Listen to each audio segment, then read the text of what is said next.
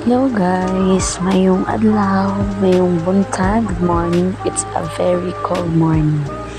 So guys, natod mi og it's a very cold morning guys.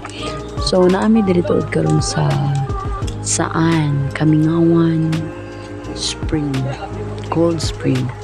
So gitrabaho na mo tiwas tong gibuhat bitaw sa una guys na payag.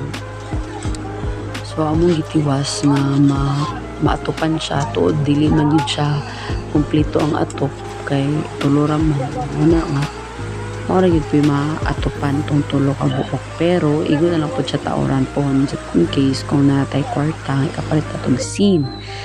So far dako na kay mig-agi karon guys. So daghan-daghan ako mga kaubanan. Ang among gibuhat is nanguha og ground log para maoy i-power lens para sa pagbutang sa SIM.